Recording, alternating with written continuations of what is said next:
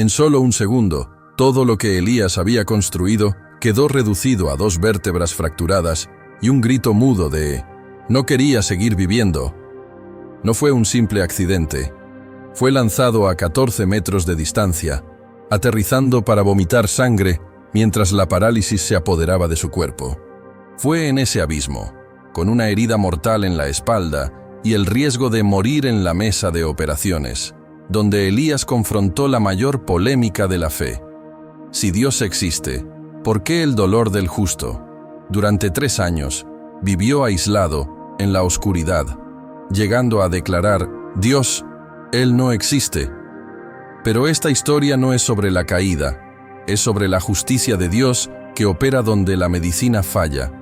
Es sobre el momento en que el alma, cansada de ser víctima, exige la providencia divina con un ultimátum radical. Desde aquí, o el Señor me da su espíritu, o el Señor me mata de una vez por todas. ¿Usted también se siente paralizado, injusticiado o atrapado en un dolor que parece no tener fin? Si ya ha cuestionado a Dios en su mayor crisis, necesita escuchar esta revelación. Creemos que la limitación está solo en su cabeza y que la fuerza eterna puede transformar su tragedia en un título mundial de victoria. Queremos compartir esa llama de superación y mostrarle cómo la fe inquebrantable rescató a Elías del hoyo de la depresión y la invalidez. Haga clic en suscribirse ahora, active la campanita y yo le garantizo que el milagro que busca, al igual que le sucedió a Elías, se manifestará en su vida. Suscríbase para recibir la fuerza que le hará declarar, el Espíritu Santo es mis piernas. Aquella mañana de rutina, un vehículo despistado rompió el límite del caos, colisionando con la vida de Elías de forma brutal. El choque lo lanzó en una jornada aérea descontrolada, en la que yo volé 14 metros del lugar del accidente, marcando la distancia que lo separaba de su vida anterior. El instante del golpe fue la ruptura de su falsa seguridad. La sombra de la muerte exigía un precio. El aterrizaje no fue suave, sino una caída brutal, de cara al suelo, en medio del monte. Un acto que aplastó el orgullo y la autosuficiencia. El dolor físico se unió al silencio pavoroso. El cuerpo de Elías, inmóvil y desamparado, traía la sentencia. Las vértebras fracturadas marcaban el inicio de una nueva cuenta, no de dolor, sino de milagros. En aquel campo de dolor, el cuerpo herido era acogido por la naturaleza, pero el espíritu iniciaba, sin saberlo, la búsqueda de un amparo mayor. Elías yacía en la cumbre de su debilidad, una condición necesaria para que el poder divino pudiera manifestarse en su plenitud. La tragedia fue el alto dramático de Dios, forzándolo a encarar la fragilidad humana y preparar el alma para el diagnóstico de la fractura, que transformaría el accidente en una condena, el daño físico y el silencio de la columna. El impacto transformó el cuerpo inconsciente de Elías en un mecanismo de autodestrucción, donde sus piernas forzaron la fractura de 2 vértebras de mi columna. La columna, el sostén de la vida, fue traicionada. La catástrofe estructural impuso una realidad sombría, probando que la verdadera rectitud no está en la espina dorsal, sino en el alma que se dobla al Señor, marcando un tiempo donde la fuerza no vendría más de la carne. La consecuencia más pavorosa fue el silencio de la columna. El nervio fue roto, y la parálisis se instaló de forma inmediata e irrevocable. La amarga conciencia de no conseguir mover más mis piernas, ni mi cuerpo, lo llevó a la dependencia total, forzándolo a mirar a aquel que detenta todo el poder. El antes independiente yacía en total inercia, un vaso roto que reflejaba el alma paralizada por el pecado. Para completar la catástrofe, surgieron señales externas de colapso, como el síntoma desesperador de vomitaba sangre, denunciando la hemorragia interna. Este cuadro de fragilidad extrema atestaba que la justicia humana había fallado, y la biología anunciaba el fin. La vida de Elías pendía de un hilo, y la urgencia de ese colapso llevaría a un nuevo drama: la ausencia de esperanza en los hospitales y la exigencia de un riesgo final. Ante la gravedad, los recursos humanos fallaron y la ciencia trazó su límite. La urgencia de la situación exigió la necesidad de traslado a otra ciudad, un movimiento arriesgado que simbolizaba la impotencia local. El transporte de Elías era un riesgo calculado, pero el alma, sintiendo el cuerpo ser movido hacia la incertidumbre, clamaba silenciosamente por la única esperanza que jamás se agota, preparando el escenario para un auxilio sobrenatural. La intervención médica fue marcada por el pragmatismo frío, y la declaración desnuda de la verdad reveló que ellos no tenían esperanza de una recuperación. Este diagnóstico desalentador, donde el caso de Elías era irreversible, sirvió como una invitación divina para que la fe ocupase el espacio vacío dejado por la lógica, dirigiendo las miradas hacia el poder ilimitado. La dureza de la situación alcanzó la cumbre con la exigencia del término de responsabilidad, que confrontaba a la familia con la posibilidad de muerte durante el traslado.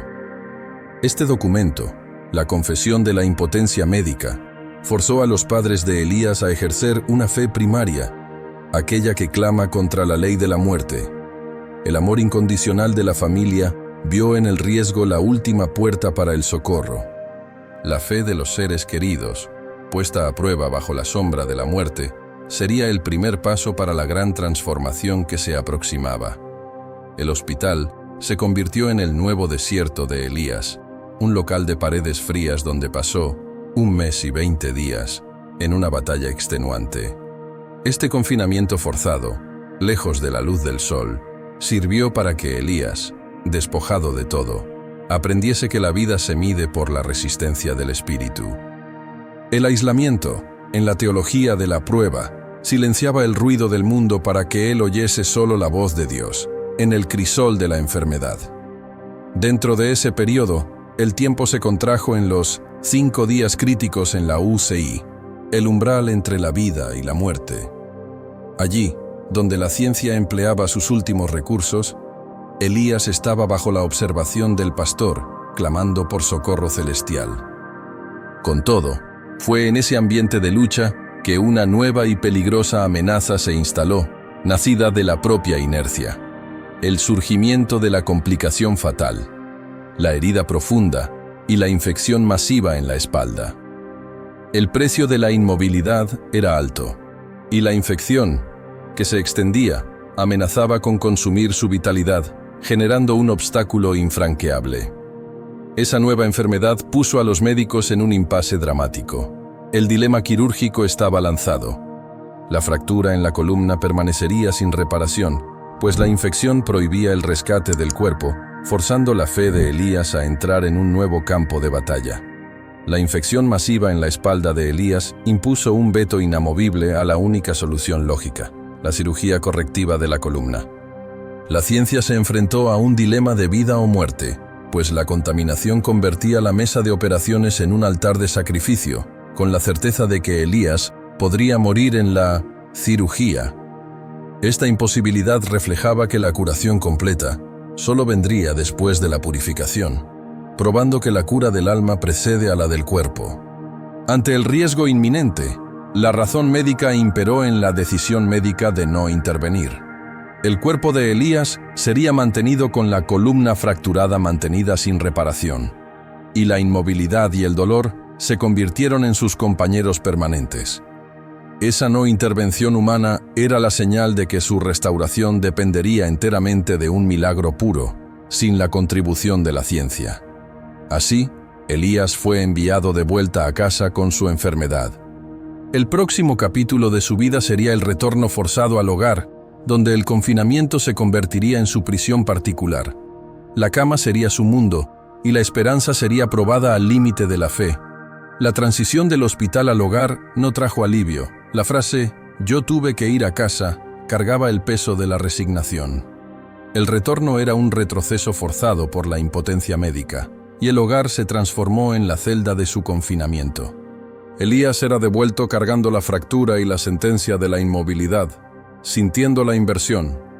En vez de volver a la vida, volvía a la lucha en soledad, preparándose para la crisis del alma. El confinamiento total se impuso. 10 largos meses en una cama dentro de una habitación. La cama se convirtió en su universo, su altar de sufrimiento. La habitación era un claustro donde la luz y la sombra de sus emociones luchaban, lejos de los ojos de todos. Esta clausura forzada fue, paradójicamente, una forma de Dios conducirlo a la intimidad, retirándole toda distracción. Allí, en la quietud de la inmovilidad, el silencio sería roto por las lágrimas y por los cuestionamientos sobre la justicia y el amor de Dios, inaugurando el enfrentamiento de Elías con la divinidad. La oscuridad de la noche material era menos densa que la oscuridad del alma en aflicción. El sufrimiento nocturno se convirtió en el tiempo de la verdad, en el cual Elías gemía en un llanto incontrolable. Yo lloraba mucho durante la noche, transformando sus lágrimas en un río de amargura en el altar del dolor. Para él, cada madrugada era un ciclo interminable de desesperación, donde la presencia de Dios era cuestionada por los gritos de su corazón herido en el valle de sombra de muerte. En la cumbre de ese llanto, el corazón de Elías osó levantar la más peligrosa de las interrogaciones. ¿Por qué todo esto me había sucedido a mí? Esa crisis de la fe exigía una explicación para la injusticia percibida, anhelaba un mapa para su dolor. Con todo, solo encontraba el silencio que precede a las grandes revelaciones, cayendo en la trampa de la autocompasión al intentar medir la justicia eterna con la regla de su experiencia.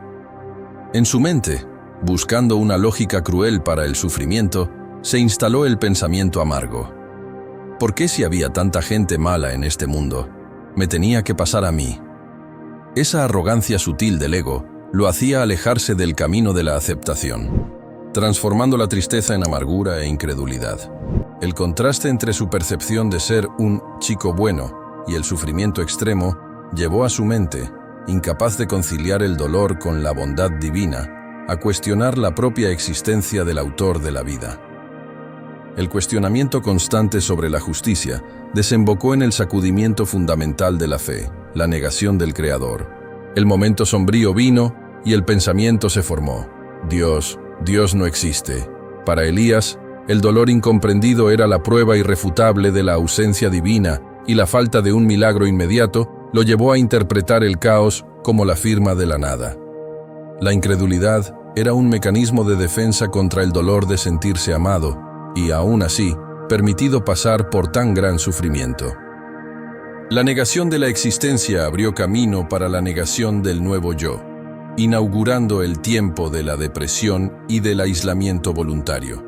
Él pasaría a repudiar el instrumento de su movilidad, prefiriendo la reclusión a la libertad ofrecida. Superada la fase de negación de Dios, Elías se sumergió en un nuevo conflicto, la lucha contra la silla de ruedas. La cuestión de que yo no aceptaba la silla de ruedas revelaba que el mayor obstáculo no era el cuerpo fracturado, sino el alma herida en su orgullo. La silla era vista como un símbolo humillante de debilidad, y Elías cambió la posibilidad de moverse por la honra vacía de ser un inválido que se rehusaba a aceptar su nueva realidad. Se estableció una terrible contradicción.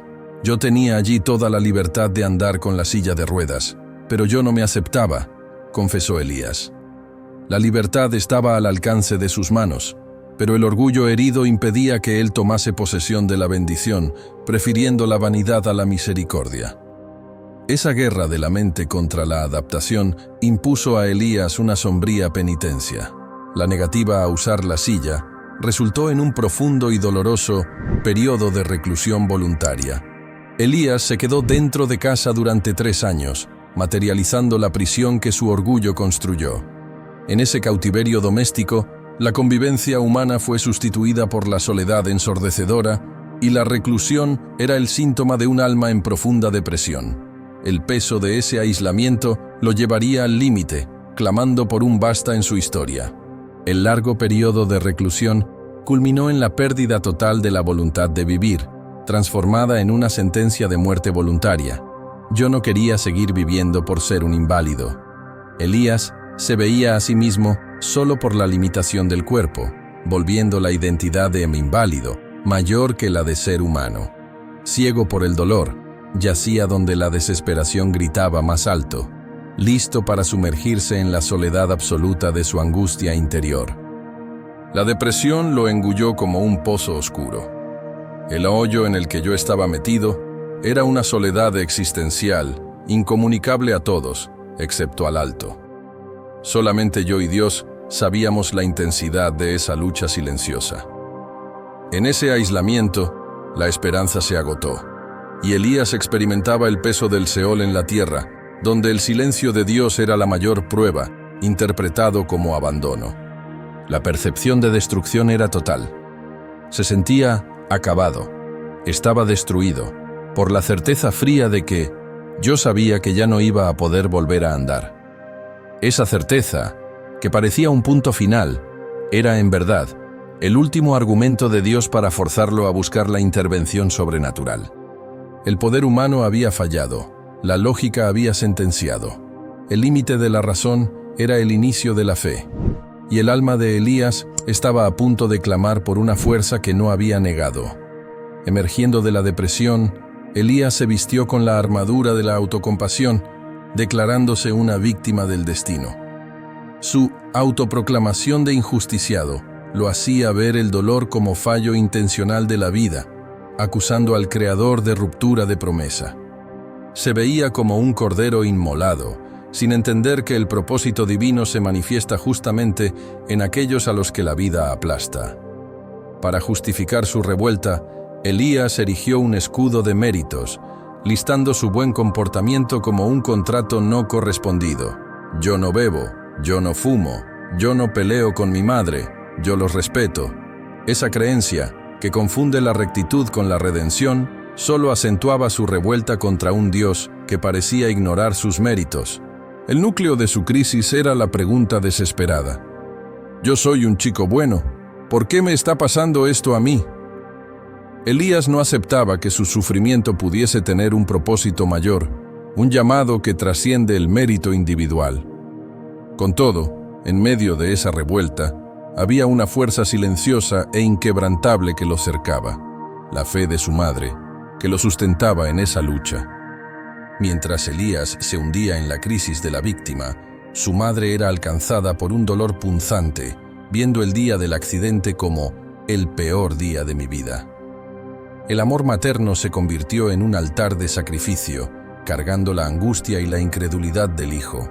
Un amor que no desiste incluso cuando Elías se negaba a ser socorrido. Su perseverancia era inquebrantable, cimentada en una roca eterna. Ante el colapso humano, ella encontró refugio en un único sostén. La única cosa que yo tenía allí para sostenerme allí era Dios, confesaba su corazón. Mientras el hijo negaba al Creador, la madre afirmaba su soberanía, usando la oración como la respiración de su resistencia. Su dependencia exclusiva era el testimonio de que la fe verdadera no se estremece por lo que los ojos ven, y su ejemplo era el anuncio de que la victoria vendría por una manifestación espiritual. La jornada de esa madre era una guerra, pero una guerra de verdad, librada de rodillas contra las fuerzas de la muerte y la desesperanza. Ella combatía el diagnóstico y la incredulidad del hijo con la única arma infalible, la fe. El amor de ella era un acto profético, declarando que la historia de Elías no terminaría en la parálisis, sino en la gloria de la superación. Esa fe que la sustentaba sería el lazo que, en el momento oportuno, tiraría de Elías fuera del hoyo de la incredulidad y la invalidez. Tras tocar fondo en la depresión y agotar toda la revuelta, Elías alcanzó el límite de su autosuficiencia. El dolor, antes cautiverio, se transformó en un motor de insatisfacción radical, culminando en la decisión personal de basta. El alma exhausta, tomando la iniciativa, clamó con la fuerza de un rugido. Dios mío, yo quiero cambiar de vida. Una rendición a la posibilidad de que aquel que él negó pudiese reescribir su historia. Elías tomó la fe como la única oportunidad de escapar del tormento de la laguna existencial. El despertar de la fe trajo consigo el clamor por orientación. ¿Qué tengo que hacer? Esa humildad rompió con la arrogancia, mostrando que el cambio exige acción y obediencia. Elías estaba listo para cambiar la lógica del sufrimiento por la fe en la acción.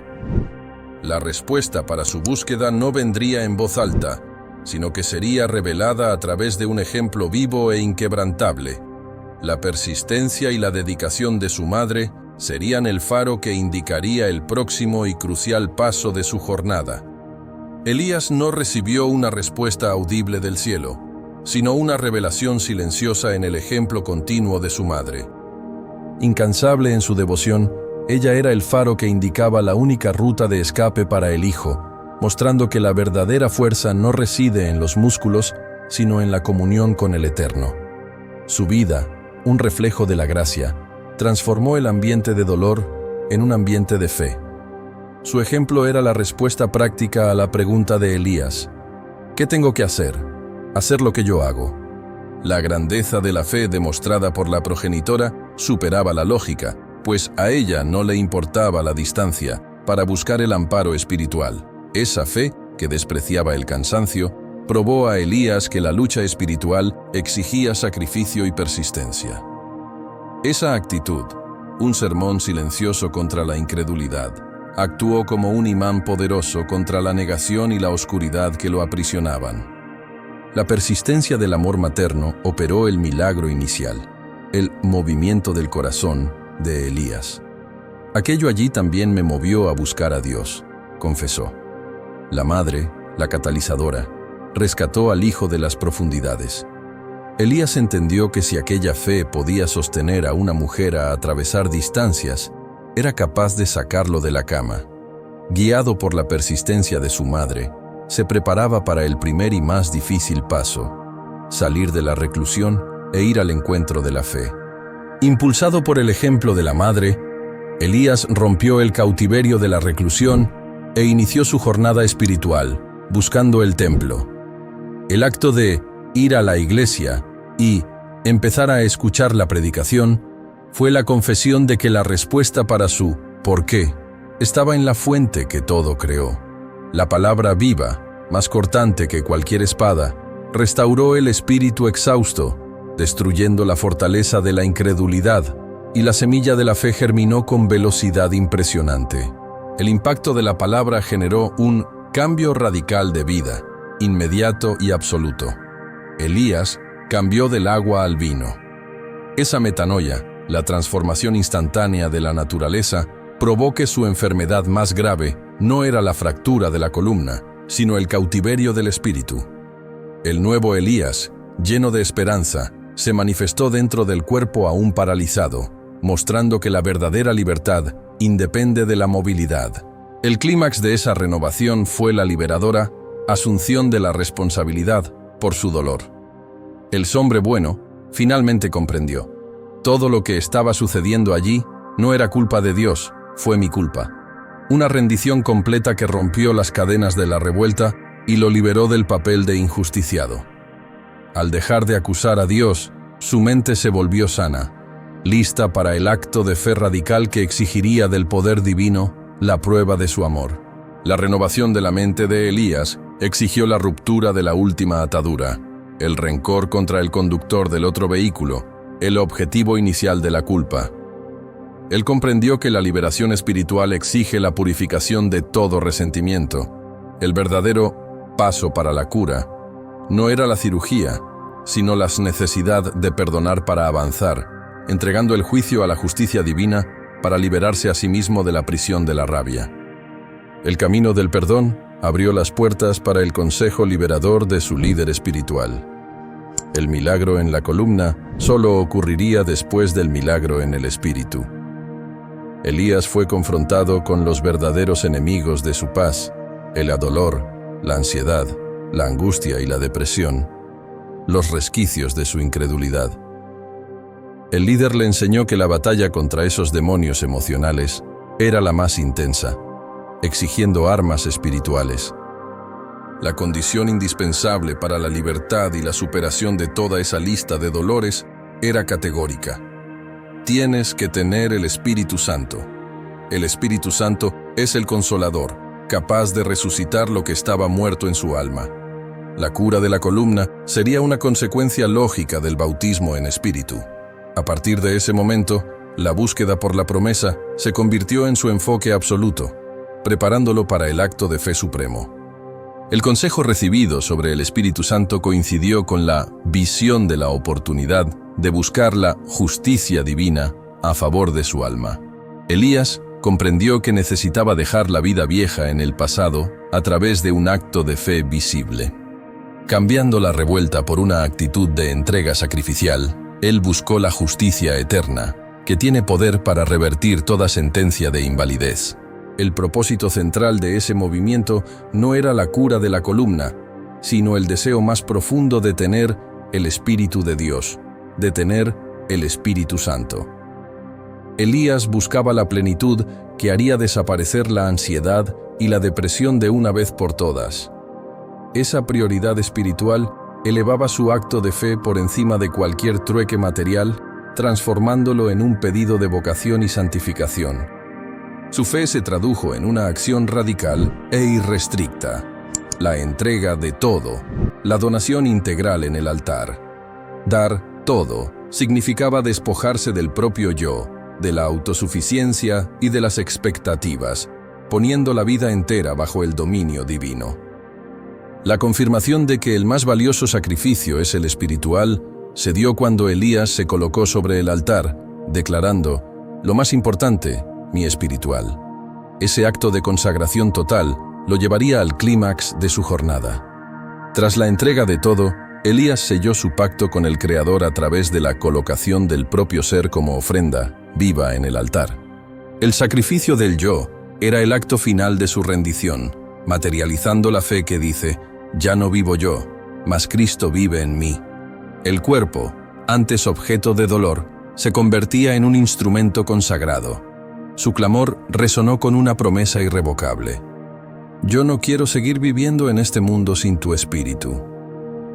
Esa confesión era el reconocimiento de que la mayor tragedia no era la parálisis, sino la vida sin la presencia. Su convicción, cimentada en el conocimiento de las tinieblas de la vida, allá afuera, probaba que su fe había madurado, y que la plenitud haría que la parálisis se volviese irrelevante. Su entrega no fue un acto aislado, sino una búsqueda incesante, y una perseverancia por la promesa en el altar.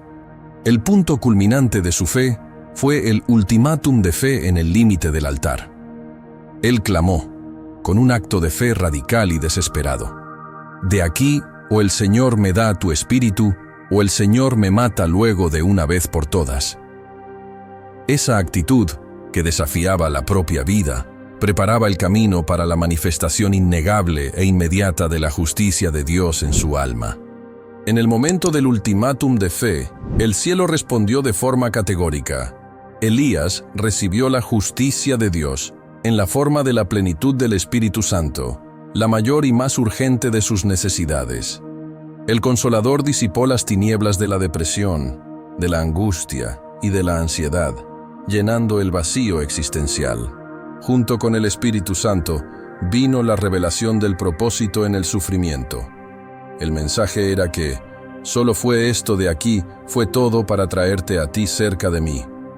La tragedia, la parálisis y el dolor no eran castigo, sino el medio soberano que Dios usó para rescatar al Hijo de un camino de perdición.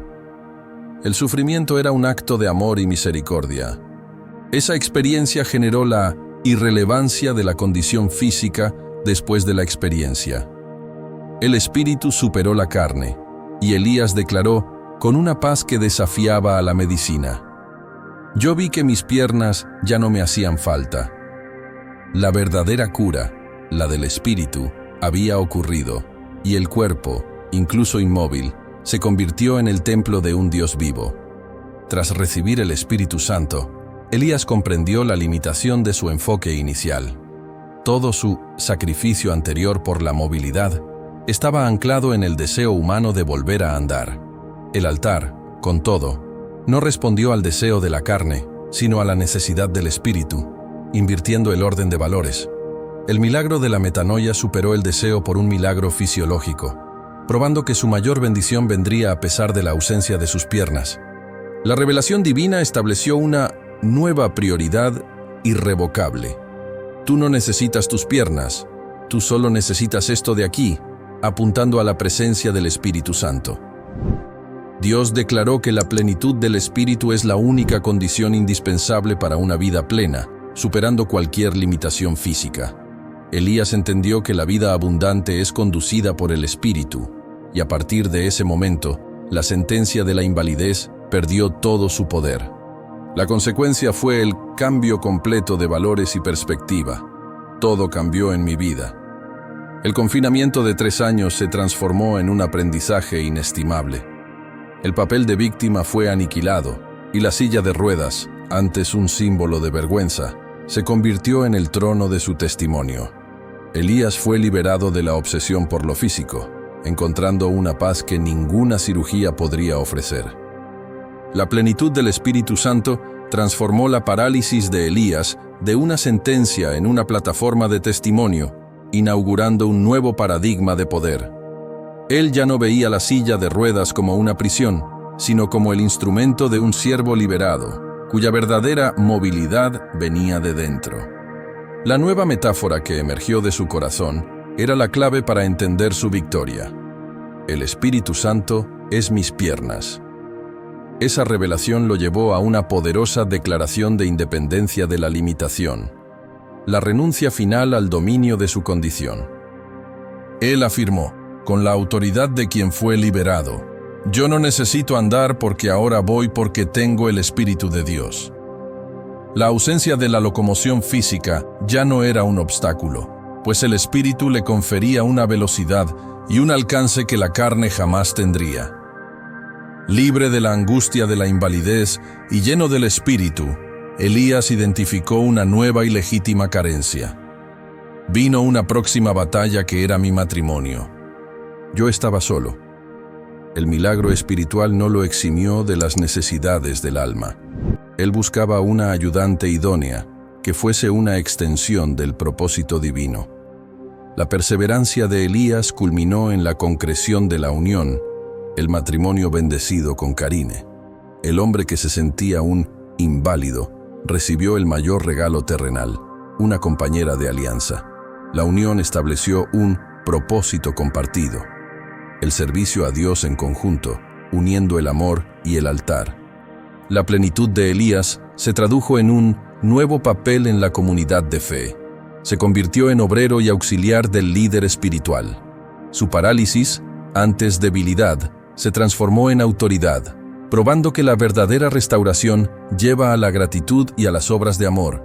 Su vida era un continuo evangelismo activo, donde la limitación física se convertía en la plataforma para la gloria del Eterno. Es el desafío teológico del mal, donde la fe es probada y el creyente es llevado a decidir si confía en Dios por encima de su aparente ausencia.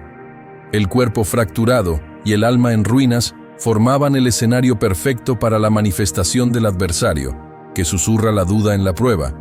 El rechazo de la fe, sin embargo, no trajo paz. Por el contrario, lo dejó sumergido en la laguna existencial más profunda. La base de su acción era la filosofía de que la limitación es mental. Su convicción era que la limitación de las personas está en su cabeza. Elías, el hombre que voló 14 metros hacia el monte, ahora volaba en el espíritu hacia el mundo, usando su silla de ruedas como un megáfono. La pasión antigua, por el deporte, que parecía haber muerto con la parálisis, fue rescatada, llevándolo al contacto con el jiu-jitsu. Esa disciplina, donde la mente supera la fuerza bruta, se alineaba perfectamente con su jornada de victoria espiritual. La dedicación y el poder divino impulsaron a Elías a una ascensión meteórica, donde el éxito vino con una rapidez sorprendente. Con solo 3 meses de práctica, él ya se consagraba campeón sudamericano, un hecho que desafía la experiencia. El clímax de su gloria vino en la conquista del título de campeón mundial en Grecia, el 3er lugar en el Mundial de Abu Dhabi, probando que su estándar de excelencia era innegociable. En su reflexión final, Elías alcanzó el entendimiento pleno. Lo que parecía un obstáculo, la parálisis, se convirtió en la base para el triunfo. La confesión es la clave. Una de mis grandes dificultades me volvió un campeón mundial, la inversión total de la tragedia. La jerarquía de poder establecida por Elías desmantelaba cualquier resquicio de autosuficiencia. La dificultad yo creía que era grande, pero no, grande es Dios. Elías reconocía que el sufrimiento, la enfermedad y la muerte son pequeños ante la majestad divina. Su vida, que empezó con la negación de la existencia de Dios, terminaba con la exaltación de su soberanía y grandeza. Su nombre sería recordado no por la fragilidad de la columna, sino por la fuerza inquebrantable de su fe en el altar. El Vivaldo de Barra do Garzas para el mundo hoy era la prueba viva del poder del Altísimo. Amigo, si usted ha seguido la jornada de Elías hasta aquí, ha visto que la justicia de Dios operó donde la lógica humana falló. Vio al hombre que fue tendido en el monte, con la columna rota, y el espíritu en harapos, levantarse no para andar, sino para convertirse en un campeón mundial en el espíritu. Él transformó la silla de ruedas en un trono de testimonio, y la depresión en un propósito renovado. Recuerde el mensaje final de Elías. La dificultad yo creía que era grande, pero no, grande es Dios. Si Dios usó su sufrimiento para transformarlo en una prueba viva de que no hay límites cuando se tiene el Espíritu Santo, Él hará lo mismo en su vida. El dolor que está viviendo hoy es la materia prima para su milagro de mañana. No acepte la sentencia de la medicina, de la depresión o de su cuenta bancaria. El mismo Dios que le dio a Elías la fuerza para ser campeón, le está dando esa misma fuerza ahora. Si usted cree que su victoria está próxima, haga lo que Elías hizo. Suscríbase al canal, active la campanita y entre en esta jornada de fe. Comente aquí abajo su testimonio, su "ya no acepto más esta vida" y declare su fe. Y para profundizar aún más en esta jornada, haga clic en la tarjeta de al lado y asista a nuestro próximo video. El sentimiento de injusticia se convirtió en una cadena más que lo aprisionaba, reforzando el aislamiento e impidiendo la rendición. Él se veía como un cordero inmolado sin motivo, sin entender que el propósito divino se manifiesta justamente en aquellos que la vida aplasta. El siguiente paso lógico de esta revuelta sería listar sus virtudes como prueba concluyente del fallo en el juicio.